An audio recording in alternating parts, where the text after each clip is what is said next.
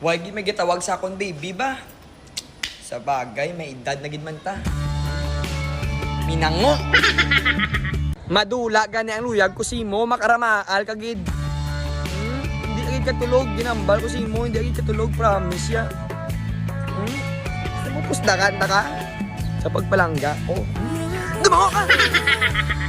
In Ilonggo, we don't say, mahal kita. But we say, palangga. Taka, kumangita ka sang iban, pusdakan, kumaba mo, bunon, taka kagkakson, kumata mo. Di ba malambing? Dumango ka! Joe! Ano naman? Kung aking kastoryahan na lang ko. Joe! Joe, kami nangon ako diyo. Kung aking kayaw, yawa ko. Kung aking ka, pusdaki ko. Jo!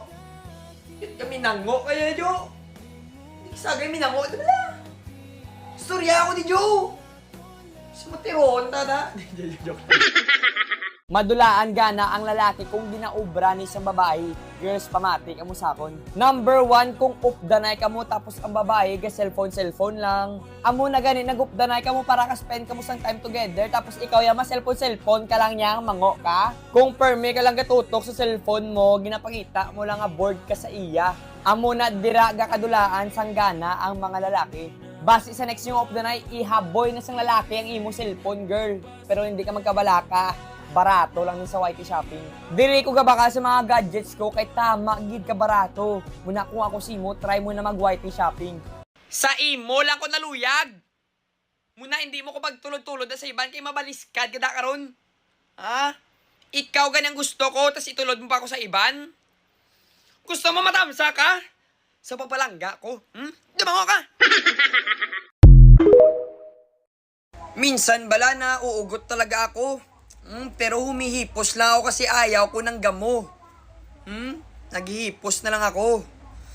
Kinatak-an ako magtagalog dire sa Manila, minango!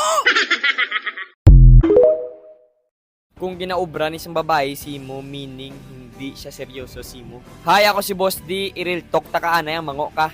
Number 1, gapakuno-kuno siya nga busy. Hambalan ta ka ha, kung seryoso si mong babae, at taga niya gid ka na sang oras. Ang ibanda, bisan may ginaubra sila, mag-reply man Japon sila simo, partida, busy pa na sila ha. Pero ang kastorya mo na bongga pa kuno-kuno lang nga busy para may marason lang simo. Pero ang totoo, hindi na siya seryoso simo. Number 2, naka-experience na ka mo ni siguro. Number 2, gaumpisa siya sa mga gamay na away. Para bala gulpi na lang siya mag-bring up sa something para mag-away lang kamo. Ang mas malala, amo pa na ang rason nga hatagan niya kasang silent treatment. Hindi iya kapag storyaon, bisan siya nag-umpisa sang away. Kag kung seryoso, gid siya simo, hindi na siya magmuna. Kung gusto nyo pa sang part 2, i-follow nyo lang ko. Dumango ka! Nike Pack Break si Jawa. Thanks for the memories. Pre, lug ko chat kay Sophia, be pre. Ang bali na bungguan ko. Ang bali, lapit na lang ako mapatay. Sige na bla pre, dumango ka.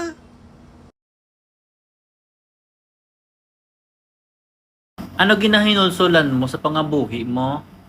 Muto bala na mati kay mama. Nga, anong ginhambal ni mama mo haw? Ay, but. Wala ko gani na mati. Agay do ka sakit to yaw. Ginachatan mo lang ko kung balda to sa piyak.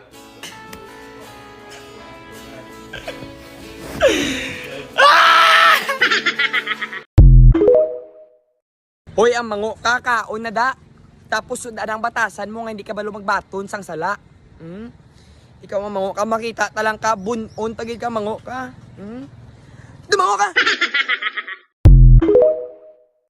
Kung may kachat ka, amo ni mga signs nga hindi ka gusto makachat pero wala ya lang ginahambal si mo kay man. Dumango ka! Number 1 sign, kung tama siya kadugay mag-reply. Pero may lang ikaw dasig mag-reply sa inyo nga duha pero siya tama siya kadugay mag-reply kis aga abot 10 hours, kung kis 1 day. Number 2, kung tama katipid sa iya mag-reply. Mabalaan mo man na nga gamay lang ang reply si mo pero makilala mo ang duha ka tawo nga gusto mag-chat si mo kung i-click mo ng share tapos pinuton mong more. Kung sino ang duha ka pangalan ang magwa, it means siya na ang duha ka tawo nga gusto mag-chat si mo. Muna siguro gamay ang reply ya kay guba-guba na ang cellphone niya, muna try niya mag-shopping sa YT Shopping. Diri sa YT Shopping, tama gid kasulit ang mga ginabaligya nila kag damo vouchers nga maklaim.